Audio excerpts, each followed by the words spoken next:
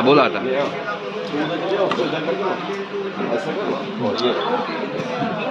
दत्तक वस्ती योजना ही सन 2013 साली बंद झाली.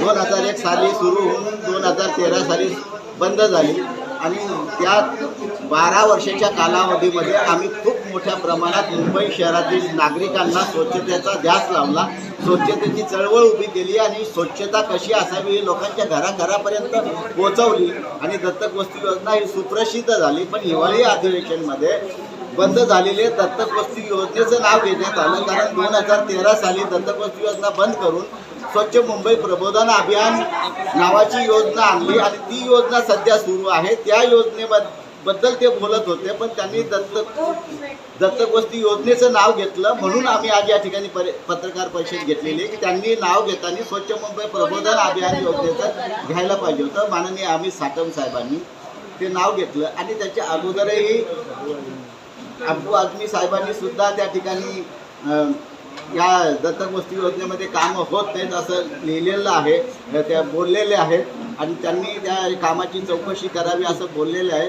चौकशी करण्याबद्दल आमचं काही दुमत नाही, कारण संस्था त्या ठिकाणी चांगलं काम करतात आणि जे काही 5,400 रुपये अनुदान आहे ते अत्यल्प अनुदान आहे. ते अनुदानामध्ये कामगार उपलब्ध होत नाही. संस्था त्या ठिकाणी 12 ते 15 हजार रुपये देऊन कामगार लावतात आणि त्या कामगाराला त्या अनुदानातून ॲडजस्टमेंट करून पगार देतात आणि म्हणून ते कमी कामगार लावतात. संस्था भ्रष्टाचार करत नाही आणि महानगरपालिकेच्या अधिकाऱ्यांना माहिती आहे, ते पण हातबल आहेत, ते काय करू शकत नाही. योजना आहे आणि त्यांना काम करायचं आहे तर त्यांनाही समजतं, त्यामुळे ते संस्थेवर कारवाई करत नाही की बाबा काम चांगलं करतात आणि ॲडजस्टमेंट करून स्वच्छता होते म्हणून ते त्याबद्दल काही कारवाई करत नाही.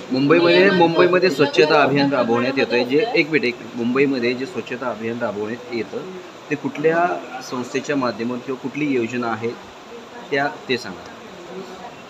मुंबई शहरामध्ये स्वच्छता अभियान जे राबवण्यात येतं ते प्रामुख्याने दत्तक वस्ती योजनेच्या माध्यमातून राबवल्या जायचं. पण आता 2013 पासून स्वच्छ मुंबई जे अभियान आहे, स्वच्छता अभियान मुंबई शहरामध्ये असं राबवल्या जात नाही आहे. विविध योजना त्याच्यामध्ये थोड्या प्रामुख्यानं थोडा हिस्सा म्हणून त्याच्यामध्ये काम करतात. जसं स्वच्छ मुंबई प्रबोधन अभियान योजना आहे, त्यानंतर रस्ते सफाई योजना आहे, स्वच्छ मुंबई स्वच्छ भारत अभियानाअंतर्गत रस्ते सफाई आहे, मॅनिंग मॉपिंग म्हणून दुपारच्या पाळीला रस्त्यामध्ये असे वेगवेगळ्या प्रकारचे कामं केल्या जातात. पण हे व्यापक स्वरूपामध्ये मोठी चळवळ म्हणून हे काम केल्या जात नाही.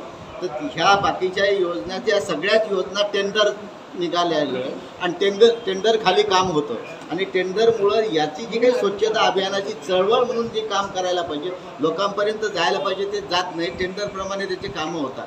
ही त्याच्यातली कमी आहे, त्रुटी आहे. ही टेंडर पद्धत आहे. हीच जर नियुक्ती पद्धत असती तर त्यांना काम दिल्याच्या नंतर त्यांची ती जबाबदारी झाली असती, बांधिलकी असती, रिस्पॉन्सिबिलिटी त्यांची असते की मला हे काम करायचं आहे, मला स्वच्छता ठेवणे ही माझी रिस्पॉन्सिबिलिटी आहे आणि ते मी केलीच पाहिजे. हे त्याच्या मागचा उद्देश असतो.